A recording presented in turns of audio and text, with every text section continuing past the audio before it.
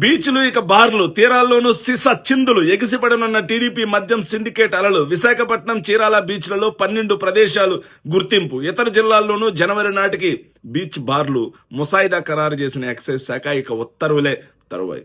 చంద్రబాబు నాయుడు గారు మంచి ప్రభుత్వం కాదు, ఇది మందు ప్రభుత్వం అని మేము వచ్చినప్పటి నుంచి మొత్తుకుంటా ఉన్నాం. ఎందుకంటే చంద్రబాబు నాయుడు అనే ఒక వ్యక్తి సారాయి వ్యతిరేకంగా సారాయి ఉద్యమం వ్యతిరేకంగా తెలుగుదేశం పార్టీ అప్పుడు సారాయి నిషేధం చేస్తే చంద్రబాబు నాయుడు అధికారంలోకి వచ్చిన తర్వాత మద్యం సిండికేట్ల దగ్గర నుంచి డబ్బు మింగి కమిషన్లు మింగి మళ్ళీ మద్య నియంత్రణ నిషేధం అనేది ఎత్తేసి వెచ్చలవిడిగా డిస్టిలరీలకి వెచ్చలవిడిగా బ్రాండ్లకి పర్మిషన్ ఇచ్చేసి వాడ మద్యం ఏరులై పారించేశారు. 2014 నుంచి 19 మధ్యలో నవ్యాంధ్రప్రదేశ్లో మద్యం ఏరులై పారింది. జగన్మోహన్ రెడ్డి గారు అధికారంలోకి వచ్చిన తర్వాత 50,000కు పైగా ఉన్నటువంటి బెల్ట్ షాపులను ఆపేసి, పర్మిట్ రూములను ఆపేసి, మద్యం షాపుల్ని నియంత్రించి మద్యం లిక్కర్ యొక్క కన్జంప్షన్ ని తగ్గించి కుటుంబాలని ఏదైతే చిచ్చును ఆపాలి అని చెప్పి జగన్మోహన్ రెడ్డి గారు పనిచేస్తే చంద్రబాబు నాయుడు గారు ఎన్నికలకు ముందు నిస్సిగ్గుగా నాకు తెలిసి ఏ రాజకీయ నాయకుడు చేయని విధంగా ఒక మద్యం బాటిల్ చూపించి మేము వస్తే నాణ్యమైన మద్యం ఇస్తాం తమ్ముళ్ళు, తక్కువ ధరకే ఇస్తామని చెప్పేసి మద్యాన్ని కూడా ఒక ఎన్నికల హామీగా వాడుకున్నటువంటి నిస్సిగ్గు మనిషిగా చంద్రబాబు నాయుడు గారు మిగిలిపోతారు.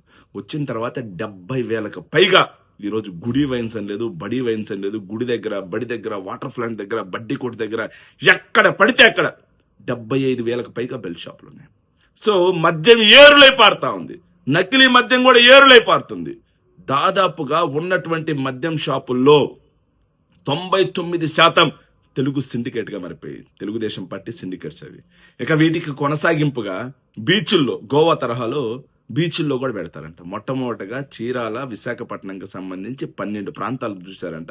వీటల్లో బీచ్ షాక్స్ పెట్టి ఈరోజు బీచ్లు అంటే వినోదానికి కుటుంబాలతో కలిసి సరదాగా కేరింతలు వేయడానికి విహారయాత్రలకు వెళ్లే బీచ్ల్లో ఇప్పుడు మందు, చిందు, బీరు, బారు ఇంకా గబ్బు పట్టించేస్తారు.